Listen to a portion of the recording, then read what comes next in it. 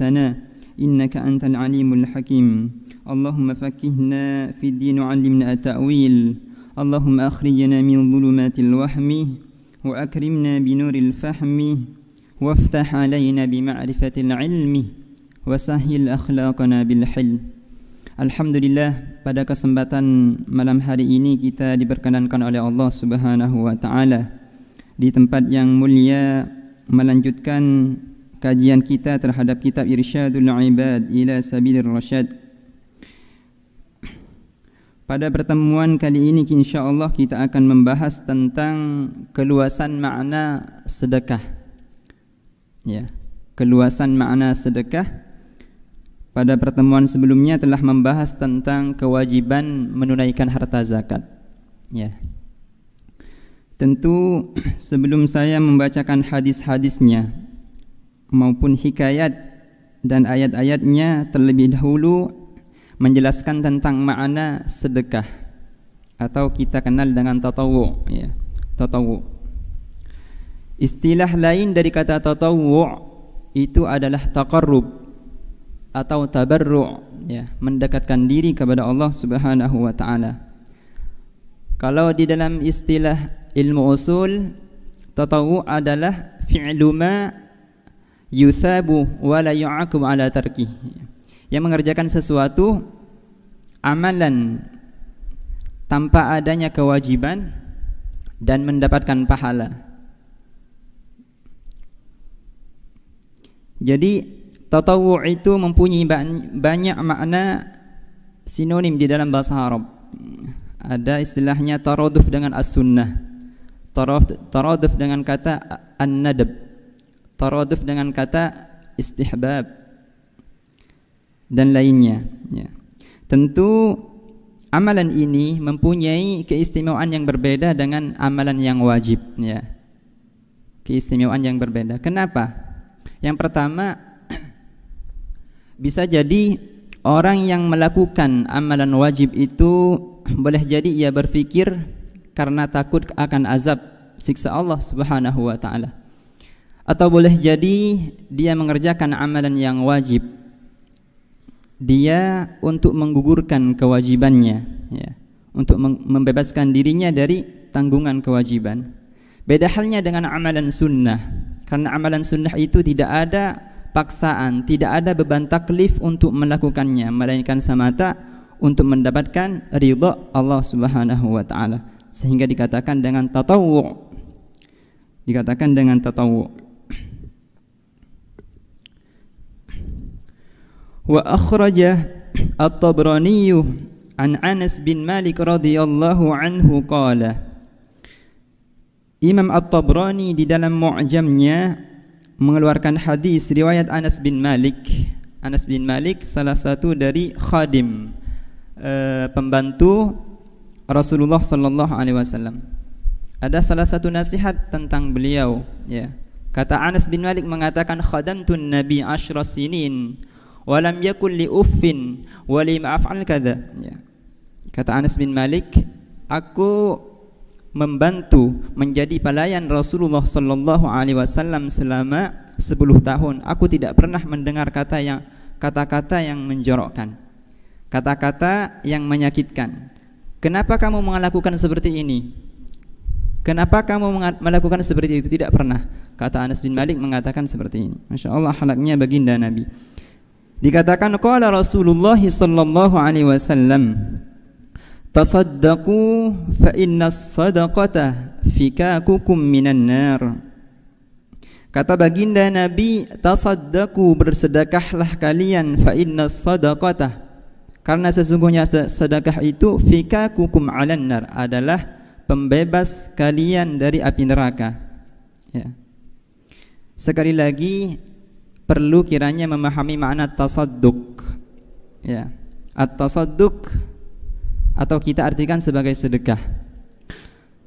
Kata tasadduq berasal dari kata as-sidqu, kepercayaan, ya, kepercayaan, sehingga di dalam bahasa Arab diambil dari kata as-sidqu menjadi tasadduq, artinya litakalluf, menjadikan apa? Bentuk sedekah, menjadikan perbuatan sedekah itu sebagai apa? Bentuk kejujuran dari keimanan seorang hamba. Kejujuran dari keimanan seorang hamba. Sehingga kita kalau kembali terhadap Al-Qur'an ya, nanti akan banyak menemukan syawahid ya, bahwa sedekah itu tidak terlepas dari yang namanya keimanan. Tidak terlepas dari namanya keimanan. Di dalam banyak ayat misalkan laisal birra an tuwallu wujuhakum walakinnal birra man aman, sampai wa atal mal ala hubbihi dawil qurba wal yatama dan seterusnya. Dikatakan di dalam ayat yang lain lan tanadul birra hatta tunfiqu mimma tuhibbun. Ya, artinya sedekah, perbuatan pemberian kita terhadap orang-orang miskin atau orang-orang yang lemah itu merupakan bukti di dalam akan adanya kemantapan dari suatu keimanan. Ya. Dan tentu yang namanya sedekah ya, subjektivitasnya, orang yang melakukannya itu mutafawid, berbeda-beda ya. Kalau dilakukan oleh orang yang level keimanannya sangat tinggi, tentu akan lebih banyak sedekah yang mereka keluarkan ya. Kalau sedekah itu dikeluarkan oleh kadarnya orang yang imannya setengah-setengah, begitu juga apa, sedekah itu akan dikeluarkan setengah-setengah. Kita lihat misalkan dalam satu kisah, tatkala Rasulullah sallallahu alaihi wasallam menganjurkan terhadap sahabat-sahabatnya, pada saat itu mau mengadakan pengumpulan dana untuk biaya perang di peperangan Tabuk ya, peperangan Tabuk di Madinah.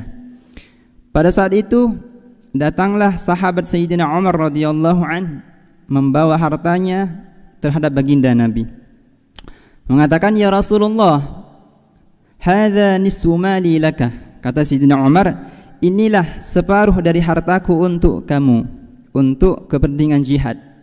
Bayangkan, separuh daripada hartanya Sayyidina Umar infakkan, Sayyidina Umar sedekahkan. Berat rasanya kalau kita menerapkan atau meniru apa yang beliau lakukan.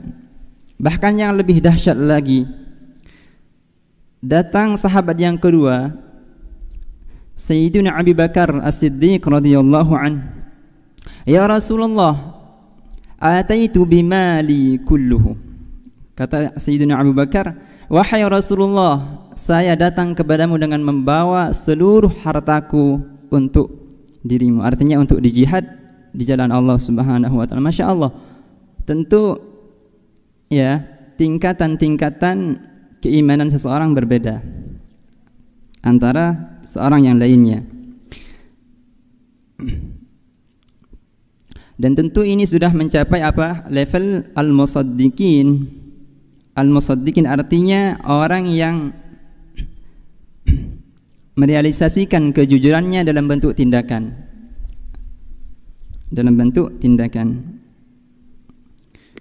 Nanti pertanyaannya, apakah boleh seseorang itu mensedekahkan hartanya, menginfakkan hartanya seluruhnya di jalan Allah? Pertanyaannya, apakah boleh? Kalau kita melihat terhadap kisah Sayyidina Abu Bakar, ya tentu boleh. Tentu boleh. Tapi dalam pandangan fuqaha, ahlul fikih mengatakan sebagiannya tidak diperbolehkan. Tidak perbolehkan. Apa istilahnya? Menginfakkan semua hartanya sehingga kita tidak memiliki apa-apa. Ikhtilaf nanti di kalangan, insyaallah kita akan bahas di pembahasan terakhir nanti insyaallah. Kata Sayyidina Rasulullah sallallahu alaihi wasallam, fa inna sadaqata fikakukum minan nar. Pada sesungguhnya sedekah itu adalah penebus kalian, pembebas kalian dari api neraka. Ya, artinya karena kita tidak mengetahui suatu amalan seseorang yang diterima kelak di hadapan Allah Subhanahu wa taala, apakah itu amalan yang wajib, apakah itu amalan yang sunnah, atau salatnya atau puasanya, kita tidak tahu. Sehingga Rasulullah mengatakan, fikakukum minan nar, ya sedekah itu adalah penebus kalian, pembebas kalian dari api neraka. Ya. Jadi tidak perlu apa istilahnya kita meremehkan betapapun sedikitnya yang kita berikan. Kalaupun itu bernilai baik, kita jangan malu. Seharusnya kita lebih malu kalau kita tidak memberikan, ya. Lebih malu kalau kita tidak memberikan. Wa syaikhani an Adi bin Hatim, juga Al-Imam Al-Bukhari dan Imam Muslim mengeluarkan hadis dari sahabat bin Hatim. Rasulullah mengatakan, ittaqullaha walau bisyikkit tamri. Bertakwalah kalian kepada Allah walaupun dengan satu biji kurma. Bisyikkit tamr, walaupun dengan bukan satu biji, ya. Artinya sepotong kurma. Satu kurma masih dipotong lagi, artinya kita masih dianjurkan untuk bersedekah walaupun dengan sepotong biji kurma. Walau di sini artinya lil ghayah. Jadi tidak perlu kita memandang kecil apa dari ibadah kita. Amaliyah ibadah kita, kalau itu bernilai bagus, bernilai baik di mata syariat, kita lakukan. Tidak perlu kita malu-malu. Tidak perlu kita malu karena kecilnya apa sedekah, ibadah yang kita lakukan, tidak perlu.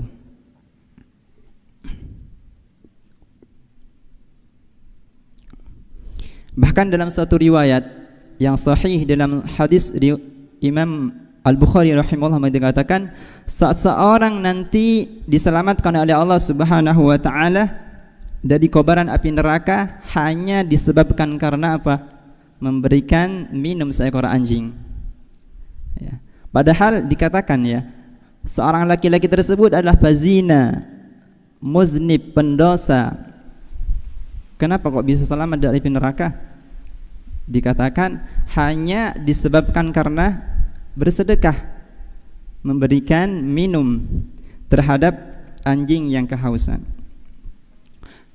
Fa illam tajidu, maka tatkala kalian tidak mendapatkan harta materi yang mau disedekahkan, diinfakkan, fa bi kalimatin thayyibah, maka cukuplah dengan kata-kata yang baik, cukuplah dengan tahmid, cukuplah dengan tasbih, cukuplah dengan tahlil dan kata-kata yang baik, itu menjadi apa?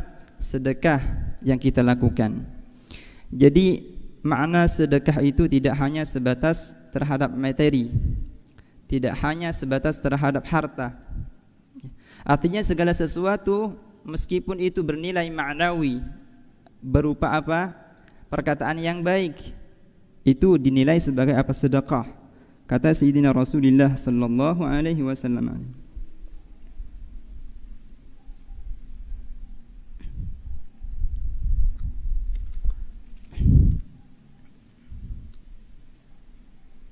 Sekarang kita akan membahas tentang terhadap siapakah kita itu diutamakan, mengedepankan pemberian sedekah itu.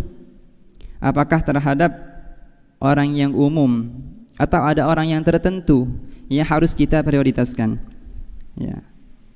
Diriwayatkan dari Imam Ibnu Asakir an Ibnu Umar radhiyallahu anhuma, ma ala ahadikum idza arada an yatasaddaqa lillah sadaqata tatawwu'in ay yaj'alaha ala walidayhi idza kana muslimain fayakunu ajruha lahu wa lahu mislu ujurihima bighairi anqusa bin ujurihima syai'an.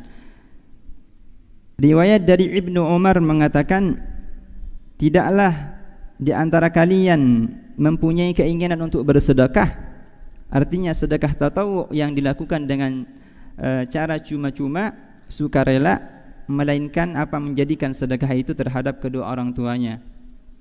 Artinya ini boleh, ya, kita bertawassul, menjadikan pahala sedekah itu terhadap orang tua kita yang telah mendahului kita. Itu boleh. Artinya pahalanya akan sampai, tidak akan berkurang, ya, tidak akan berkurang. Ini dalilnya di dalam riwayat Ibnu Asakir. Tentu apa objek kemana sedekah itu disalurkan, kita harus memperhatikan, ya. Kita harus memperhatikan. Ada yang lebih utama, kelompok tertentu, komunitas tertentu yang kita prioritaskan. Di antaranya adalah ya keluarga kita. Keluarga kita, famili kita, kerabat kita.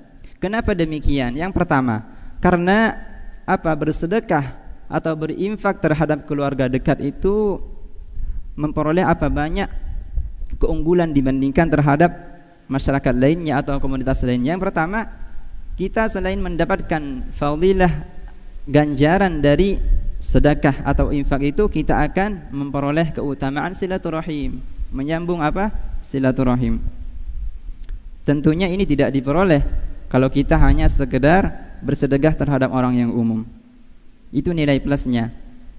Yang kedua, termasuk dari belas kasih kita, tentunya lebih dekat terhadap keluarga. Lebih dekat terhadap keluarga daripada orang yang am.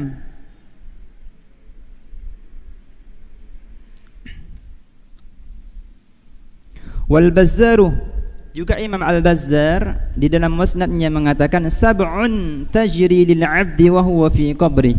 Ada 7 amalan kata Rasulullah, yang mana 7 amalan tersebut akan terus mengalir pahalanya tatkala orang itu berada di alam barzah. Masyaallah. Yang pertama, man 'allama 'ilman. Yang pertama, orang yang mengajarkan suatu ilmu. Ya, orang yang mengajarkan suatu ilmu. Masya Allah, bayangkan kalau orang itu mengajarkan satu huruf saja daripada ilmu, dan terus ilmu tersebut diwariskan terhadap anak-anaknya, diwariskan juga terhadap cucu-cucunya, dan seterusnya. Pahala itu akan terus mengalir. Ya, pahala itu akan terus mengalir. Tentu untuk memperoleh posisi yang demikian harus didahului dengan ta'allum, belajar ya. Tidak mungkin sampai terhadap derajat ta'lim kalau belum melalui proses ta'allum, belajar. Ya. Sehingga at-ta'allum wa ta'lim dua-duanya sangat penting. Yang kedua, au kara nahran, atau orang yang membuat suatu parit atau mengalirkan air di sungai. Au hafara bi'ran, atau orang yang menggali suatu sumur. Au gharasa nakhlan, atau orang yang menanam pohon kurma. Au bana masjidan, atau orang yang membangun suatu masjid. Au waratha mushafan, atau orang yang mewariskan suatu mushaf. Dan yang terakhir, au taraka waladan yastaghfiru lahu ba'da mautih, atau orang tua yang meninggalkan seorang anak, di mana anak tersebut mendoakan dan meminta ampunkan terhadap kedua orang tuanya tatkala setelah kematiannya. Tentu yang 7 ini merupakan amal jariyah, ya, yang merupakan usul. Usul itu artinya apa? Yang pokok, yang seringkali banyak dirasakan oleh masyarakat manfaatnya. Yang pertama, mengajarkan ilmu. Tentu kalau tidak ada seorang muallim, bagaimana nasib seorang masyarakat? Awal kara nahran barusan, atau menggali suatu sumur. Bagaimana nantinya kalau sumur tersebut dimanfaatkan oleh satu desa? Tentu manfaatnya lebih banyak. Agharasa nakhlan, au bana masjidan, bahkan masjid. Ya. Semuanya itu merupakan usuli, tapi tentunya bukan adalah litahdid, untuk batasan ya. Masih banyak amalan lainnya yang tentunya tidak kalah banyaknya dan fadilahnya daripada hanya sekedar yang 7 ini.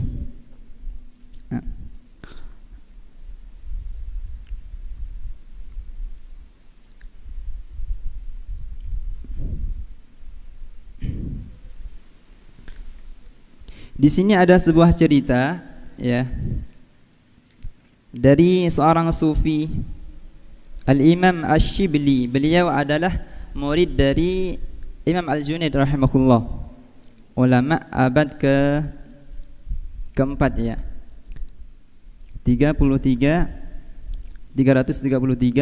Hijriah. Dikatakan wa hukiya an Shibli annahu qala kharajtu dhata yawmin uridul badiyah. Kata Imam Ash-Shibli mengatakan, aku suatu hari keluar rumah menghampiri lembah-lembahan, faraitu syaban saghirat thinni nahilal jismi. Pada waktu itu aku melihat seorang pemuda, ya, seorang pemuda yang masih syab, itu dikatakan baina 25 baina 15 ila 25, 15 tahun sampai 25 tahun, itu syab namanya. Saghirat sinni nahilal jism, dikatakan pemuda ini tubuhnya kurus. Ash'atu aghbar alaihi thiyabu rathah, yang mana bajunya itu dilumuri dengan apa? Dilumuri dengan debu. Wa huwa jalisun fil janabati, pemuda itu duduk di suatu kuburan. Yamurru khaddaihi bainal kubur, apa istilahnya, menggulungkan kedua pipinya di atas kuburan itu. Wa ja'ala yamruku as-samaa'a taratan ba'da tarah, lalu kemudian pemuda itu menoleh ke langit, ya, menengadahkan pandangannya. Wa yuharriku syafataihi, dan menggerakkan kedua bibirnya. Wa yusilud dumu'u min 'ainaihi, tatkala itu pemuda itu apa? Berderai air mata. Wa huwa mustaghrikun fid du'a wadz dzikri wal istighfar, pemuda itu tenggelam di dalam doa, tenggelam di dalam zikir, tenggelam di dalam istighfar. Wala yushghiluhu saghilun 'anit tasbih wat taqdis wat tahmid wat tamjid wat ta'zim. Kata Imam Ash-Shibli, pemuda itu tidak disibukkan dengan sesuatu apapun melainkan dengan tasbih, tahmid, tamjid dan ta'zim. Falamma ra'aitu asy-syaba 'ala tilkal halah malat nafsi ilaihi wa tabat 'ala liqa'ihi. Tatkala, kata Imam Ash-Shibli, aku melihat pemuda itu dengan zikirnya, dengan tenggelamnya akan zikir istighfar kepada Allah, tiba-tiba aku condong untuk menghampirinya. Fataraktu at-tariqa allati aruhu 'alaiha wa qasadtu nahwahu. Kata Imam Ash-Shibli, tiba-tiba aku seketika bersegera menghampirinya. Falamma ra'ani aqbaltu ilaihi intahadu min makanihi. Tatkala, kata Imam Ash-Shibli, ketika aku menghampiri pemuda tersebut, tiba-tiba pemuda itu terbangun dari tempat duduknya. Wa qama yamshi hariban minni, pemuda tersebut lari dariku. Fanahadat nafsi fi ittiba'i la'alli alhikuhu, ya, saya berusaha untuk mengejarnya, barangkali aku bisa mengejarnya. Faqultu lahu rifqan ya waliyallah. Kata Imam Ash-Shibli, perlahan-lahan ya wahai waliullah. Kata Imam Ash-Shibli, perlahan-lahan wahai waliullah. Faqala Allahu, kata pemuda tersebut, Allah.